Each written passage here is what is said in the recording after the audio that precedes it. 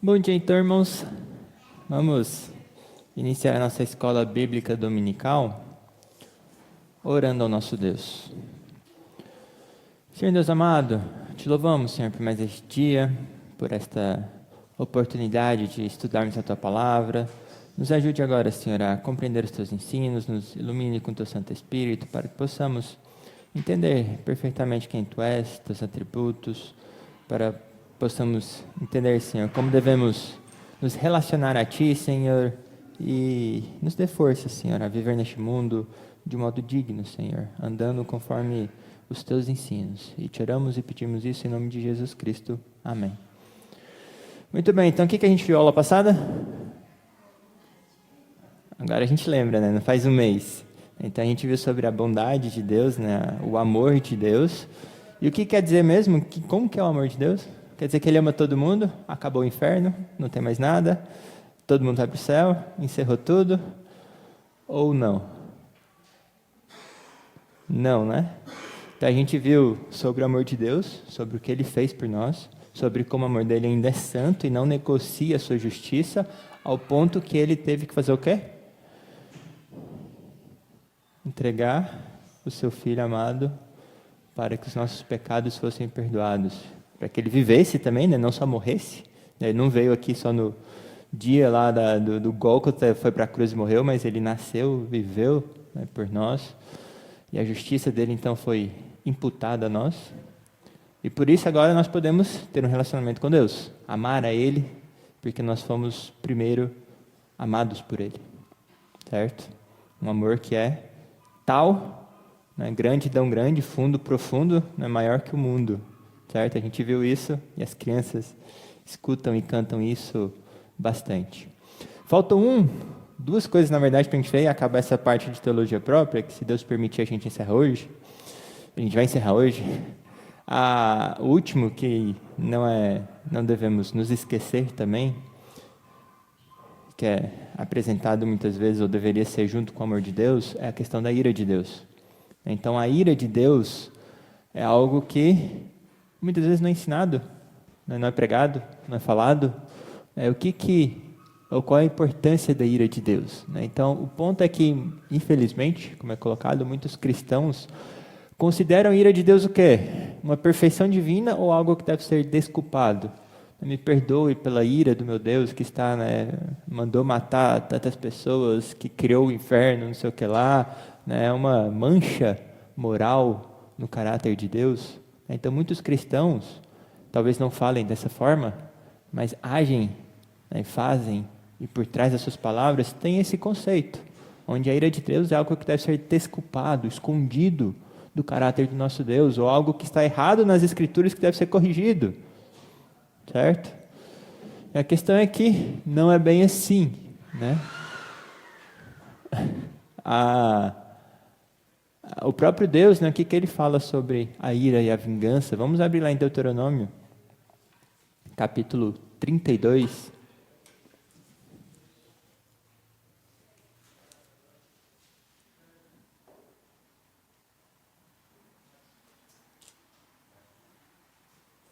Então, Deuteronômio capítulo 32, 39 e 41.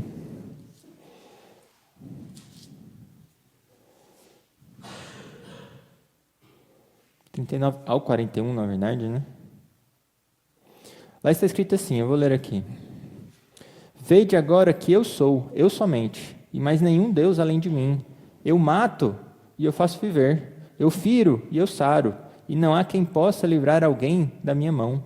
Levanto a mão aos céus e afirmo por minha vida eterna. Se eu afiar a minha espada reluzente e a minha mão exercitar o juízo,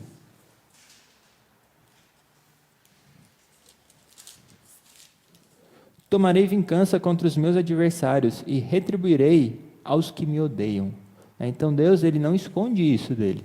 Muito pelo contrário, Ele faz conhecido que Ele mata, que Ele fere, que Ele levanta a mão, que Ele tomará vingança contra aqueles que se opõem a Ele. Então Ele retribuirá a todos esses que o odeiam.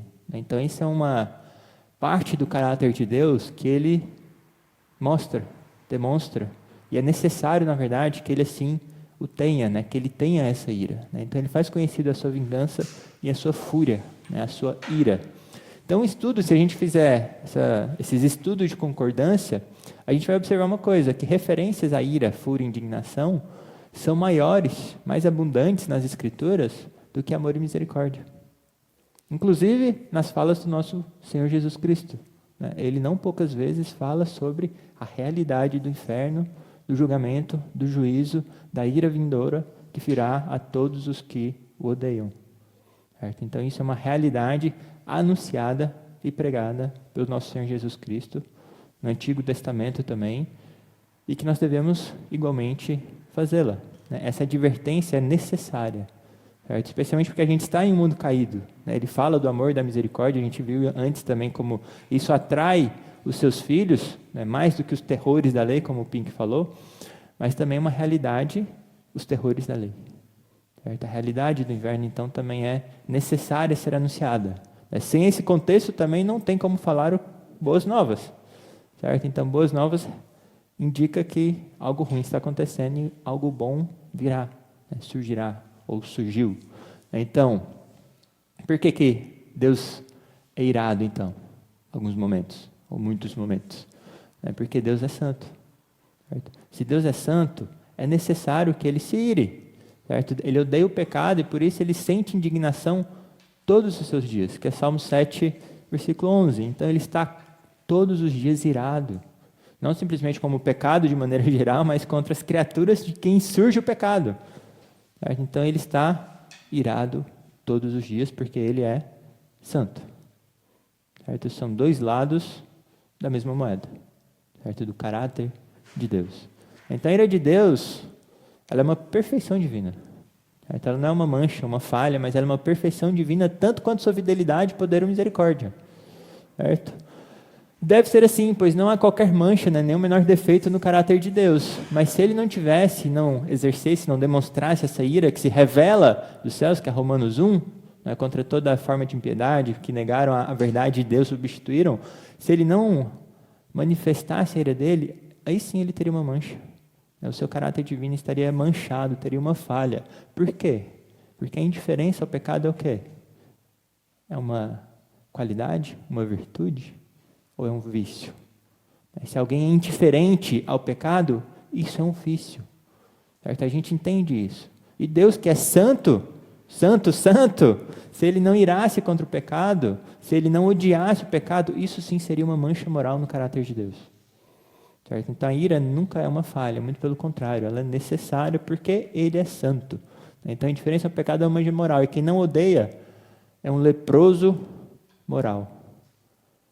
A primeira pergunta é, a gente odeia o pecado? A gente estava falando sobre, ontem, né, a questão de amar a vinda de Jesus, né, como é que a gente demonstra o amor à vinda de Deus, amando as coisas que Ele ama também, e um outro lado, de novo da mesma moeda, é odiando as coisas que Ele odeia. Certo? Quem não odeia o pecado é um leproso e precisa de uma cura. Então, o quanto nós odiamos o pecado? É muito fácil a gente perceber que há pecados que nós abraçamos e amamos e não queremos largar, indicando que nós temos uma falha no nosso caráter. Deus não, porque Ele odeia todo e qualquer pecado. Está irado todos os dias. Certo? Então, a ira nunca é falha moral. Então, como poderia aquele que é a soma de toda excelência olhar com igual satisfação para a virtude e o vício, a sabedoria e a loucura? Certo? Como poderia aquele que é infinitamente santo desconsiderar o pecado e se recusar a manifestar sua severidade para com ele? Então, abra lá em Romanos 11, 22, onde a gente tem esses dois contextos.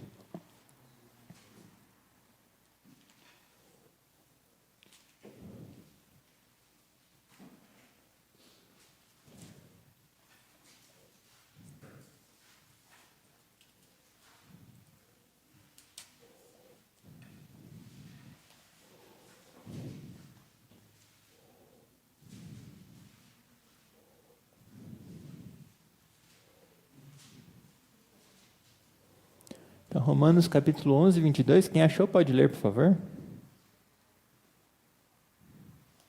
Considerai, pois, a bondade e a severidade de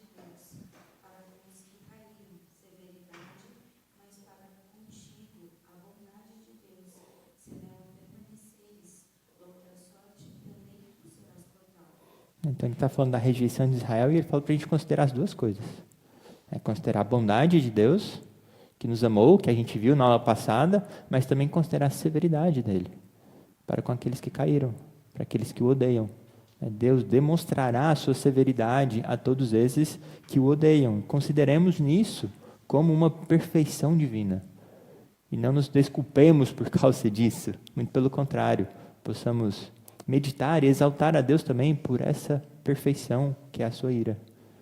Que é algo muitas vezes difícil de imaginar e todos buscam esconder essa parte, buscam não pregar sobre isso também, etc., porque consideram a ira algo que afasta as pessoas de Deus. Mas Deus fala para a gente considerar a sua severidade também. Então a própria natureza de Deus, ela torna o inferno uma necessidade tão real, tão imperativa e eternamente necessária quanto o próprio céu. Certo? Então por que o inferno existe? Se não existisse, Deus não seria como Ele é. Então a própria existência de Deus, o seu caráter, a sua natureza, exige que Ele puna o pecado. E que para isso exista o inferno. Então o inferno é uma necessidade pelo caráter de Deus. Tudo bem? Felizmente aqui acho que ninguém discorda disso, mas no mundo muitos discordam. Certo? Não poucos afirmam que não são cristãos, porque como pode um Deus fazer isso, enviar pessoas ao inferno? A questão é que se Ele não envia, Ele não é Deus. Ele não é santo, Ele não é perfeito. Ele seria algo muito inferior ao nosso Deus se Ele não enviasse os pecadores impenitentes ao inferno. Certo? Então a ira de Deus é uma das suas perfeições, tanto quanto a sua santidade, de forma que Ele jura por ambas essas perfeições. Abram lá em Salmo 89, 35, acho que a gente viu esse em algumas aulas passadas, e também Salmo 95, 11. Então, Salmo 89, 35 e 95, 11. Então, quem achou o primeiro, 89, 35, pode ler, por favor?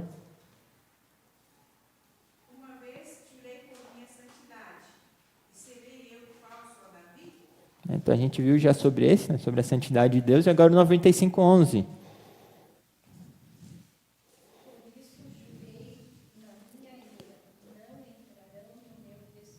Então pelas duas perfeições ele jura. Pela bondade, pelo amor ele jura a Davi, aos seus descendentes, e também aos impenitentes ele jura por sua ira, que não entrarão no descanso. Então as duas características Deus não esconde, muito pelo contrário, manifesta elas e jura por ambas, porque são perfeições divinas. Cristo também, em quem habita a plenitude da divindade, também levantará a sua ira, é o que a gente vê em Apocalipse 6,16. Abram lá também, por favor. Apocalipse 6, 16.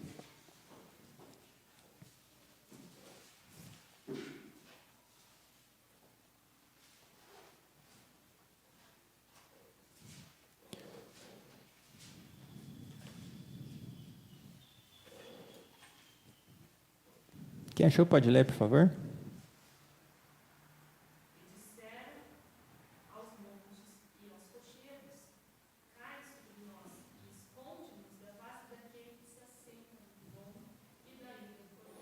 Então aqui está falando, porque eles estão querendo se esconder da ira de quem?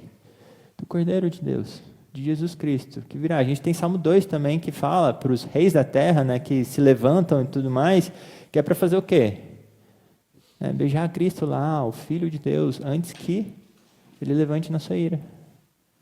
Certo? Então Cristo também manifestará essa ira de Deus, essa perfeição do caráter de Deus, porque nele habita a plenitude da divindade. Então ele não deixará de punir aqueles que são contra ele.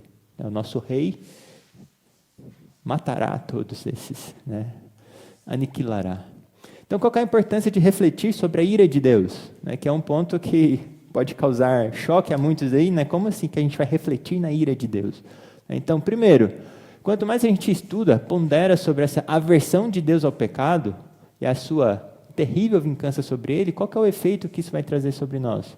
A gente vai perceber quão terrível é o pecado.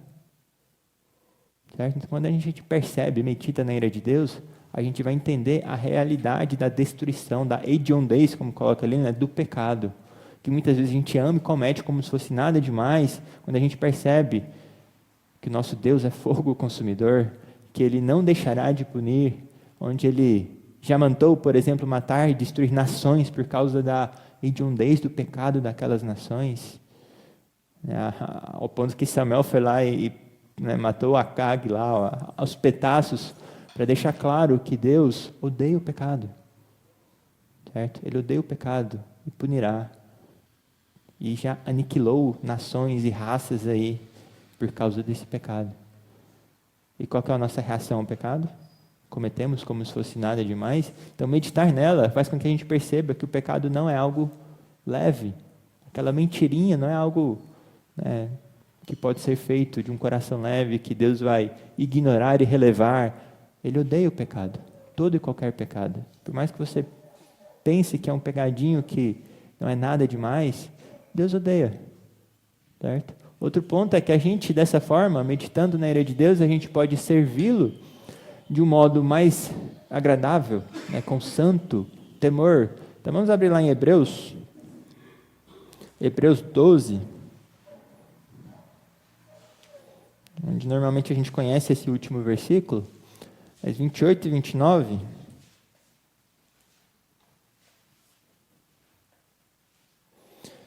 Lá está escrito assim: por isso, recebendo nós um reino inabalável, retenhamos a graça pelo qual sirvamos a Deus de modo agradável, com reverência e santo temor, porque o nosso Deus é fogo consumidor. Tá? Então, por isso, nós o adoramos e o servimos de modo agradável, tendo reverência e santo temor, sabendo quem Deus é, sabendo as suas atitudes em relação ao pecado, sabendo dessa perfeição divina, da sua santidade, que implica também em ir ao pecado, certo? Que implica na necessidade da realidade do inferno, né? Então, dessa forma, meditando na ira de Deus, a gente vai servi-lo de maneira que realmente o agrade, certo? Se a gente não medita, provavelmente a gente está adorando e servindo a Deus de uma maneira não tão agradável assim. Outro ponto é para que essa meditação possa atrair nossas almas em fervoroso louvor, porque o que aconteceu com a gente? Qual que era o nosso destino? Era a ira de Deus, certo? Era a ira vindoura, era o inferno também.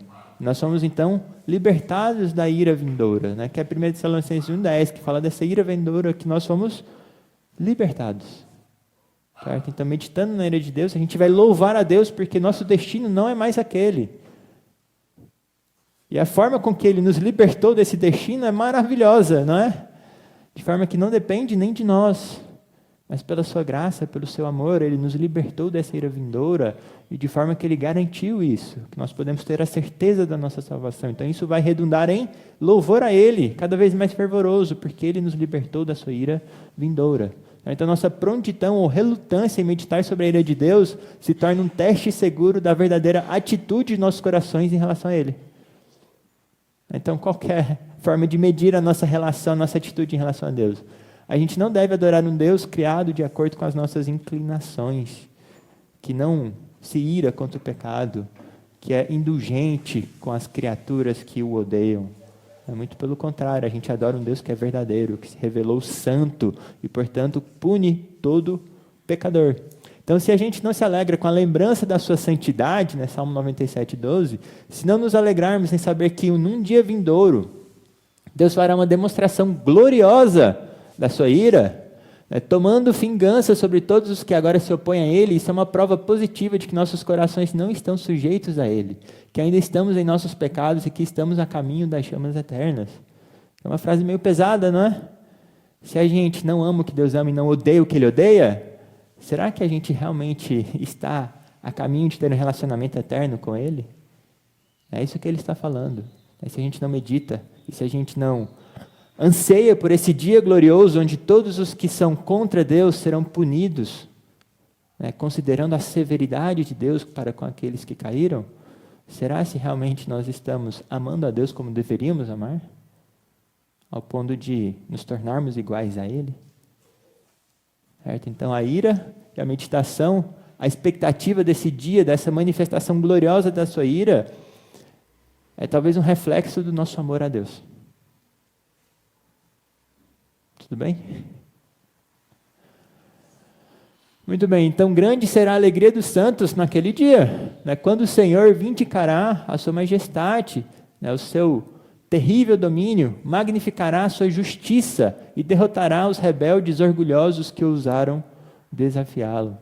Todos aqueles reis que, né, sacudiram as algemas e se levantaram juntos contra Deus, quando eles caírem, nós vamos adorar e louvar a Deus, porque Deus vingará o sangue dos seus servos. Né? Apocalipse 19, que fala da grande meretriz, né? Abram lá, por favor.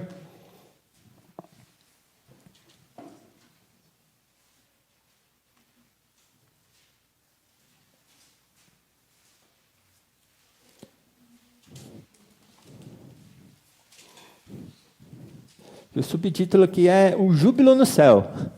Por que nós jubilamos no céu? 1 a 3, quem achou pode ler, por favor, lá, até o versículo 3.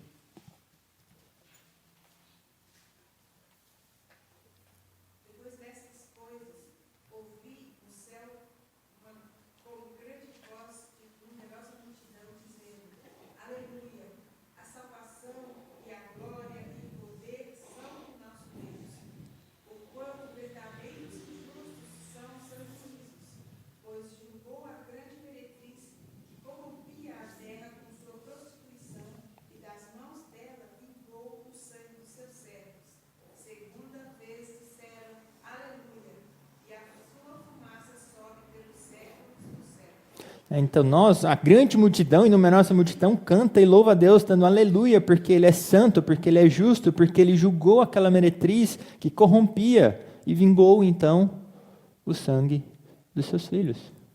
Então nós louvamos porque Ele nos vingará. Todos aqueles que sofreram e morreram aqui serão vingados. E a justiça de Deus será manifesta, e por isso nós cantaremos aleluia ao Cordeiro que veio em sua ira julgar a terra, julgar esses povos, certo? Então nós louvaremos a Deus. Então, acho que é Pink falando, quando considero como a bondade de Deus é abusada pela maior parte da humanidade, não posso deixar de concordar com o que disse. O maior milagre do mundo é a paciência e a generosidade de Deus para com o mundo ingrato.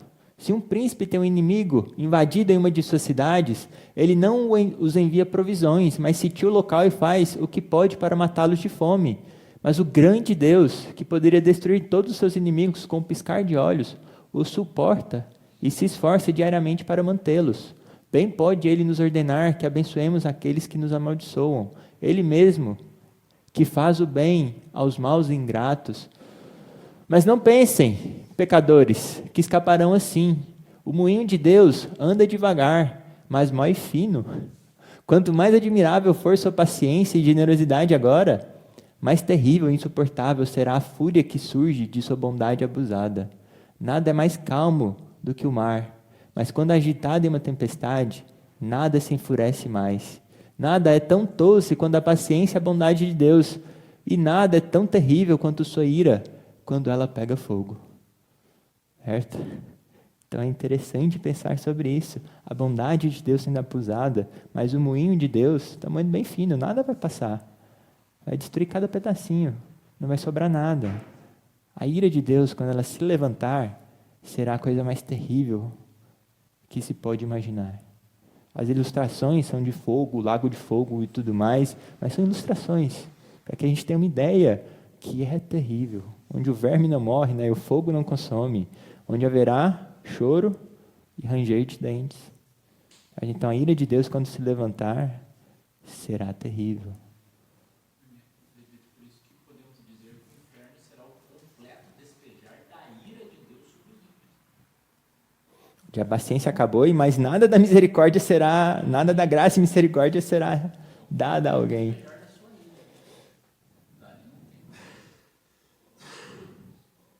Que vai durar quanto tempo? Portanto, anunciamos e pregamos o evangelho com todo fervor, porque o que vem depois que morre, acaba. Acaba qualquer chance, e a eternidade será a ira de Deus. Então não foi o Pink que falou isso aí, Acho que se realmente tivéssemos isso na nossa mente todos os dias, quando olhamos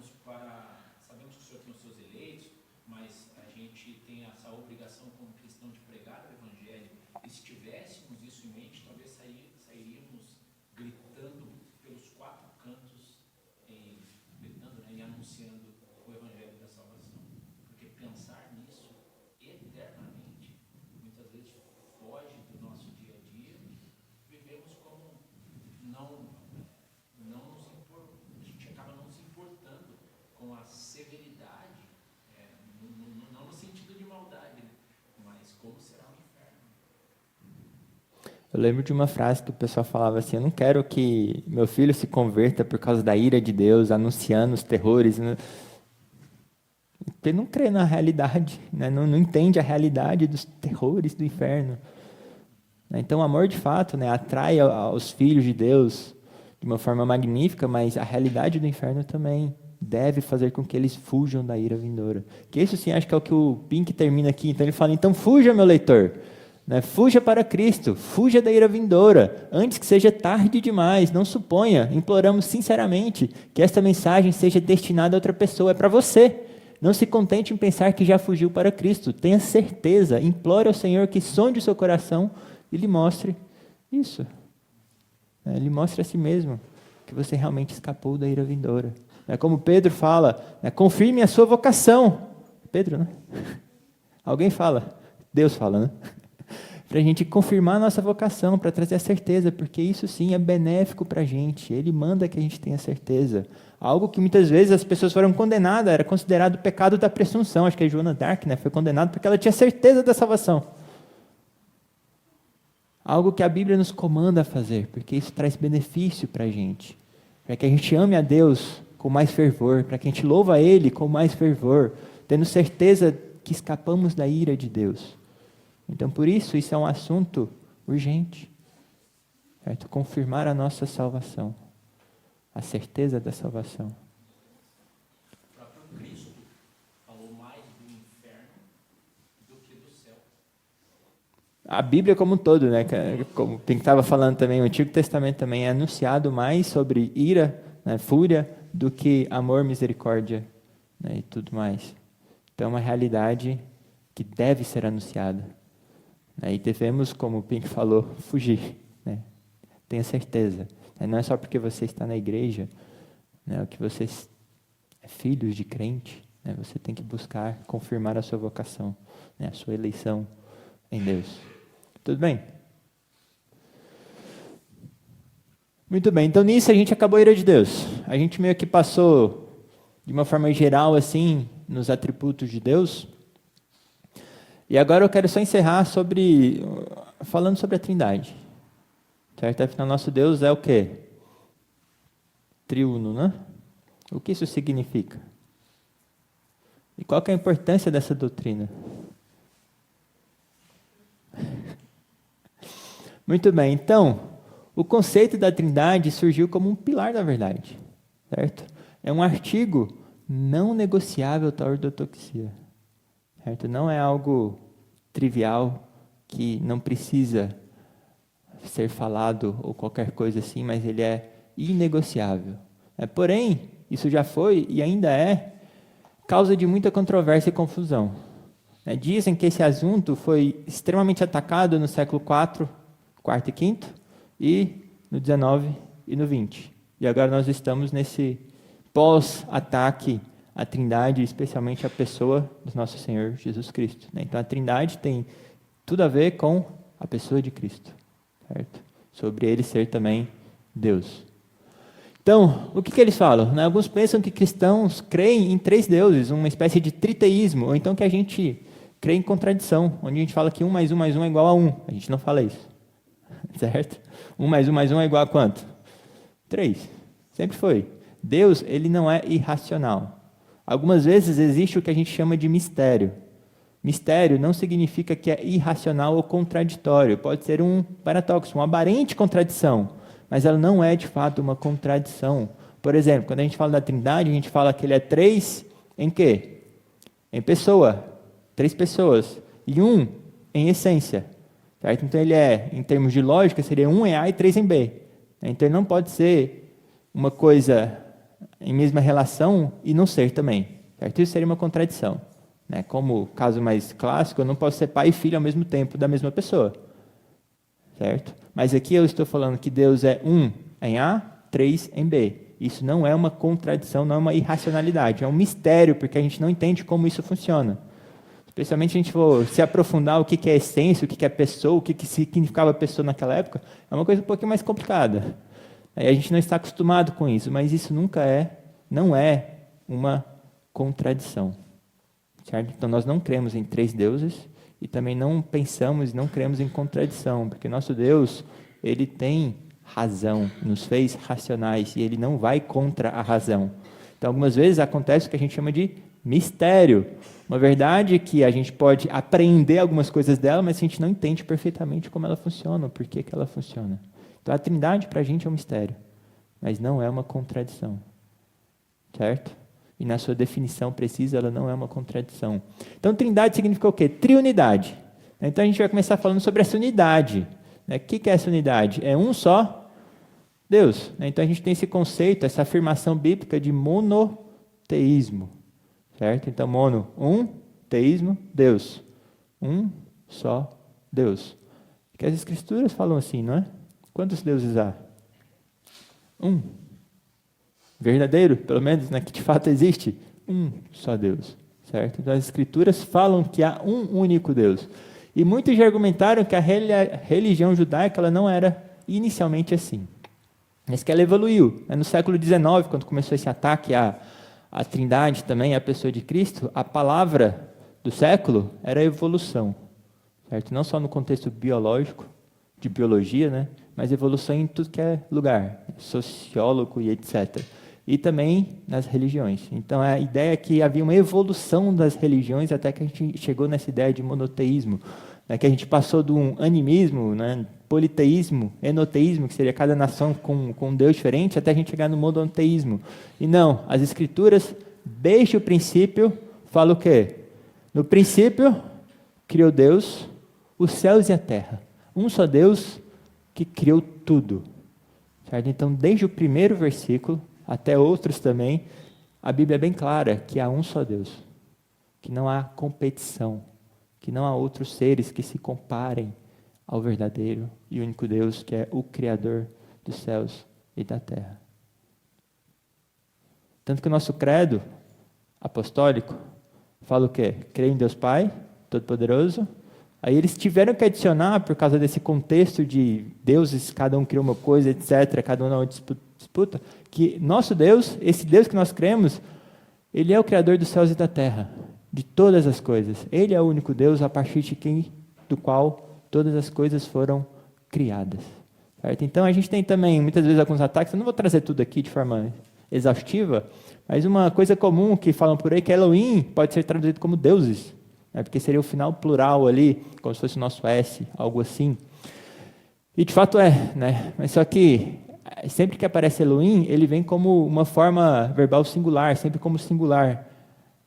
E tem algumas explicações, né? Alguns gostam de falar que nisso a gente tem a ideia da Trindade, outros falam que seria a forma literária comum, quando, por exemplo, reis ou dignatários expressavam como se fosse no plural, quando o rei falava, nós decretamos, quando ele mesmo estava sendo o único a decretar. Então, toda vez, não tem como encaixar Elohim a vários deuses, porque toda a forma escrita hebraica deixa claro que é um, certo? Como singular, por mais que use essa forma no plural. Então, isso, quando vocês ouvirem falar por aí, fala, não faz sentido algum, não encaixa com a linguagem, certo? Com a forma escrita. E o exemplo mais claro de monoteísmo que a gente tem é o que a gente conhece como Shema. Não precisam abrir lá, porque vocês sabem de cor, né? Shema é o ouve, né? Que fala, ouve Israel, Deuteronômio 6,4, qual que é a continuação do verso? Ouve Israel, o Senhor nosso Deus é o único, certo? Algumas traduções é um, certo? Um só Deus. Então a Shema também já deixa claro que é um só Deus, o único, não há outro. Incomparável. Não existe deuses. Existe apenas um. Tudo bem? Em todo o Antigo Testamento a gente vê muitas vezes profetas também falando sobre esses outros deuses, mas criticando a ideia desses deuses, deixando claro que não há competição, que eles são falsos, né? Tem boca e não falam, e etc. Então toda a Escritura, desde o princípio até o final, de capa a capa, deixa claro que a gente crê que a verdade de Deus que é monoteísmo, certo? Há um só Deus, certo? Ele não disputa com Baal. Baal é um falso Deus, certo? Então as Escrituras sempre afirmam monoteísmo. Mas a gente tem também essa ideia da distinção na unidade. Por isso que é triunidade. Então, apesar da revelação de Deus ser progressiva, né, a gente tem essa revelação de Deus sendo cada vez mais clara, onde não quer dizer que ela é corretiva, onde ela corrige algo que Deus falou antes e ele mudou de ideia, não é assim, ela vai progredindo e revelando mais sobre as verdades de Deus. No princípio, no Antigo Testamento, a gente já vê dicas, né, dicas, por assim dizer, de uma distinção na unidade divina. Certo? Uma primeira distinção é o Espírito de Deus, lá em Gênesis 1:2, que pairava sobre as águas. E a mais excepcional que o nosso Senhor Jesus Cristo usa é o salmo mais citado no Novo Testamento, que é o Salmo 110. Onde ele fala o que mesmo? Abram lá, por favor, primeiro verso. A gente tem, se a gente vê, por exemplo, Salmo 8, Deus, algumas vezes é referido lá pelo seu nome, pelo tetagrama, né, onde a gente tem Senhor tudo maiúsculo, e algumas vezes também tem um título, que é um título único a Deus, que era um título usado somente para Deus, que era Senhor, que era Adonai, certo? Quando é só o S maiúsculo, o resto não é o Yahvé, é o Adonai. Então, Salmo 110, ele fala o quê? Quem achou pode ler, por favor.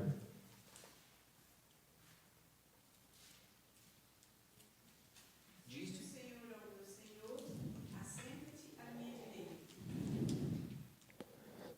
Lê mais um, por favor. Disse o Senhor ao meu Senhor, assenta-te à minha direita, até que eu ponha os teus inimigos debaixo dos teus pés. Então aqui a gente tem o nome de Deus, né, Senhor tudo maiúsculo, e a gente tem o Adonai, que era sempre usado ao único Deus. Só que aqui a gente tem uma distinção interessante, porque eles estão conversando como pessoas distintas, um falando para o outro, conversando, realizando. Depois a gente tem também o Tu és sacerdote, né, segundo a ordem de Melquisedeque, onde Cristo fala e usa esse salmo para falar que Ele é Deus.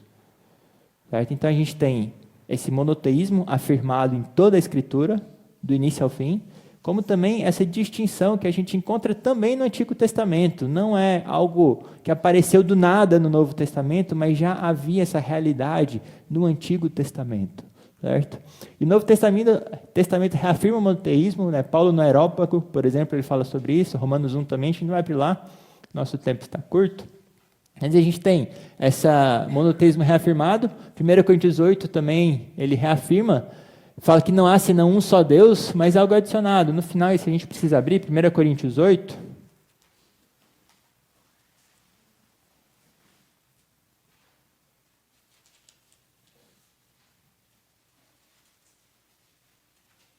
Ele está falando das coisas sacrificadas a ídolos, né? No versículo 6 fala, todavia, para nós há um só Deus, o Pai de quem são todas as coisas e para quem existimos, e um só Senhor Jesus Cristo, pelo qual são todas as coisas e nós também por Ele. Então aqui ele fala que há um só Deus, ele reafirma o teísmo antes também em alguns versículos, e depois que fala que há um só Deus, ele fala que tem um Pai, de quem são todas as coisas, e fala de Jesus Cristo, pelo qual são todas as coisas, atribuindo a divindade também a Jesus Cristo, como um só Deus. Certo? Então ele reafirma o monoteísmo, a unidade, e também essa distinção. Certo? Então um conceito claro, de certa forma, na Bíblia, que há uma distinção na unidade da divindade. Certo? Onde a gente tem o Pai, tem Jesus Cristo, a gente tem também o Espírito Santo, que a gente vai chegar depois, e como Jesus, a gente não precisa aqui, né, falar com tanta intensidade assim, que todo mundo crê que Jesus Cristo de fato é Deus, né, mas a gente tem não poucas passagens que atribuem essa divindade a Jesus, certo? Como João 8:58, que fala que antes que Abraão existisse, eu sou, né, ele usa o eu sou como nome de Deus, fala eu sou algumas vezes também. Tomé também, ao ver Cristo ressuscitado, ele fala o quê? Senhor meu e Deus meu. E Cristo aceitando então essa adoração, como ele sendo o Deus. E a mais excepcional de todas é João 1. Então, João, vamos abrir lá, João capítulo 1, apesar de muitos saberem esse início muito bem, ele fala que no princípio era o Verbo, né, o Logos, né, Jesus Cristo, e já nesse primeiro verso ele começa a falar o quê? E o Verbo estava com Deus. Falando dessa distinção, nesse relacionamento único de Deus, né, de Jesus Cristo com Deus, ele estava com Deus, e depois ele fala, e o Verbo era Deus, certo? Então a gente tem a distinção e essa unidade. Onde nos primeiros séculos muitos meditaram não poucas vezes nesse trecho, que é de onde afirmam que surgiu e foi desenvolvido o conceito de trindade. Como é que a gente relaciona, né, o verbo estando com Deus e sendo Deus. Sim. Inclusive, esse texto é uma grande pega no sapato de quem não defende a divindade de Cristo como Senhor. Né? Eu ganhei uma Bíblia daquela dos Testemunhos de Jeová, sabe? E eu fiz questão de conferir justamente esse texto. Foi o primeiro texto que eu fui abrir. E lá ele faz a distinção, era um Deus. Né?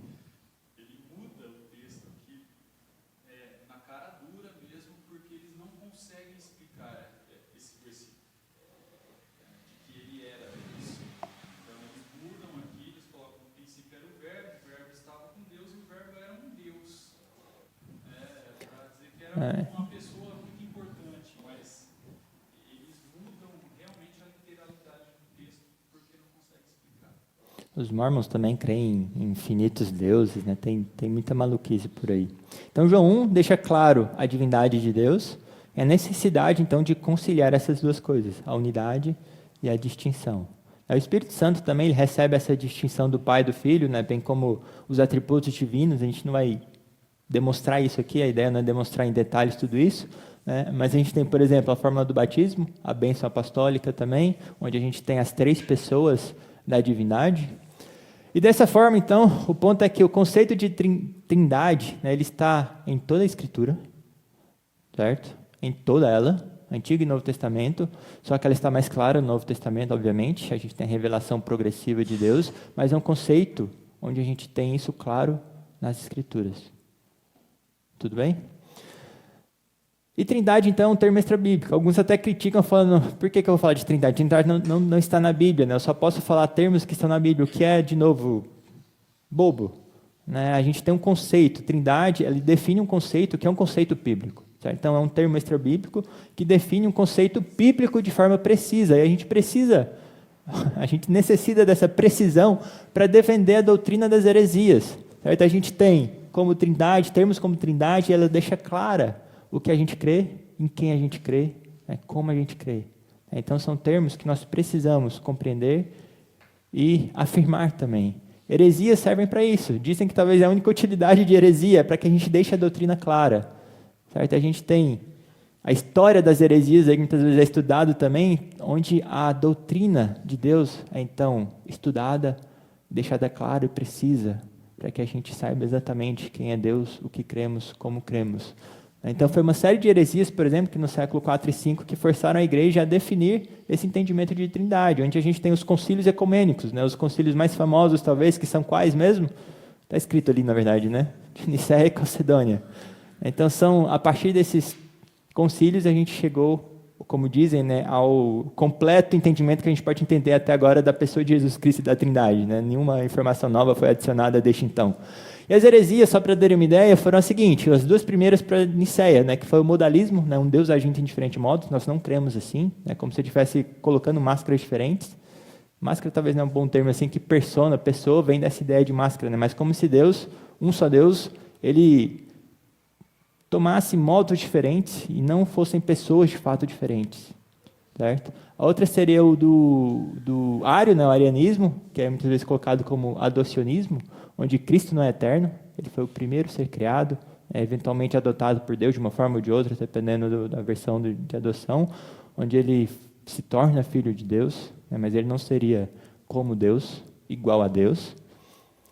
Tem até uma história interessante, que dizem que no Concílio de Nicéia, acho que só 2 pessoas, né, que estavam lá contando ário, que eram a favor do arianismo, e tinha um lá que chamava Nicolau, aí é um boato, que ele deu um soco no ário. Aí Nicolau é de onde vem Papai Noel. Então a ideia é que Papai Noel tem um soco no ário falando, sai daqui, seu herege. Então, no Concílio de Nicéia, isso foi eliminado. E depois tem o monofisismo, onde Cristo tem apenas uma natureza, onde ele é mais que o homem, só que menos que Deus, ou o nestorianismo, que ele tem 2 naturezas.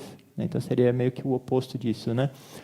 Onde isso implica que ele teria 2 pessoas, seria 2 pessoas. Certo? Então essas heresias também foram rejeitadas. E com isso a trindade foi precisamente definida, certo? Onde nós não cremos nessas coisas. E muitas vezes ideias como essas são ainda apresentadas a nós. E o termo trindade, então, deixa claro o que nós cremos. Então, a trindade pode ser uma aparente contradição, como a gente viu que ela não é uma contradição, ela é precisa e racional, onde a fórmula básica que a gente tem, que é uma essência, em 3 pessoas. Certo? Cada pessoa subsiste, ela não existe em si mesma, ela subsiste debaixo dessa existência, desse ser de Deus. Certo? Então, isso é o que a gente afirma, isso é o que a gente tira das Escrituras, é isso que a gente crê. Certo? Então, essa pressão na linguagem, ela muitas vezes é necessária. Certo? Calvino afirmava, por exemplo, que heresias se escondem na ambiguidade. Por exemplo, na Reforma, muitos queriam resolver o conflito falando, vamos falar simplesmente que somos justificados por Cristo. Assim a gente não precisa definir imputação ou infusão, o que quer que seja. Isso cabe em qualquer um que queira afirmar imputação e infusão. Nós todos podemos afirmar justificados por Cristo, onde deixa meio ambíguo. Mas não, nós cremos no que mesmo? Imputação ou infusão? Que Cristo, a sua justiça, ela é imputada a nós. Nós não recebemos uma infusão de graça e nos tornamos justos por nós mesmos, mas a justiça de Deus é imputada a nós. Então a gente deixa bem claro que somos justificados por Cristo somente, de forma que a sua justiça é imputada, é extra, é fora da gente, imputada a nós. E essa precisão é necessária para que a gente remova as heresias que trazem dano a muitos irmãos, que acabam negando a fé de fato, certo? Ou, por exemplo, inspiração. A gente não fala as Escrituras são simplesmente inspiradas, porque muitas pessoas podem afirmar a mesma coisa, mas a gente fala que ela é inerrante, onde muitas pessoas não conseguem falar que a Bíblia é inerrante. Isso a gente descobre, então, quem realmente crê na verdade, quem não crê, e começa a inventar coisas. Então, se você vê, a Escritura é inspirada por Deus, se você pergunta, ela é inerrante? Aí a gente vai descobrir quem é herege, quem não é, ou quem está em uma heresia, quem não está. Então, isso muitas vezes, essas palavras, é o que a gente fala que é um chipolete. Quem sabe o que é um chipolete? É uma forma de identificar as pessoas que são fiéis e as pessoas que não são.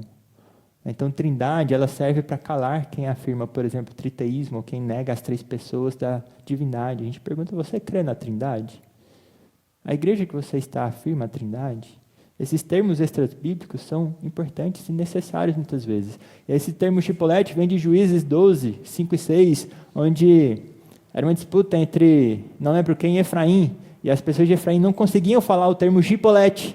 Então, eles que queriam passar lá pelo termo, pelo vão lá que era controlado, pelos gileaditas, eles falavam, você é de Efraim? Não, então fale chipolete. Eles falavam, não conseguiam falar. Matavam e jogavam eles lá no vão, onde descobria realmente a verdadeira identidade da pessoa. Isso foi usado até pelos holandeses, onde eles descobriam que era alemão ou não se conseguisse falar uma cidade lá, que eu não lembro o nome, não consigo falar. Como os alemãos também não conseguiam. Então, esses termos que a gente estuda muitas vezes não simplesmente são coisas arbitrárias que não precisam, são coisas que definem a nossa fé e nos ajudam a identificar a fé verdadeira, as pessoas que são realmente fiéis das que não são. Tudo bem? E trindade é uma dessas. Então, não vou explicar exatamente aqui, a ideia não é falar tudo que é trindade, a gente nem tem tempo para isso, e vocês já estudaram muito sobre isso também, mas são coisas necessárias. Tudo bem? Onde a gente descobre quem é de Deus e quem não é de Deus. Heresias de não heresias. E a gente precisa defender a nossa fé. Tudo bem? Alguma questão? Hoje eu não consegui acabar no tempo programado, mas encerramos com isso ideologia própria. Aí na próxima semana a gente vai começar a estudar sobre o Espírito Santo. Certo? Benjamin, pode orar para a gente, por favor, para encerrar?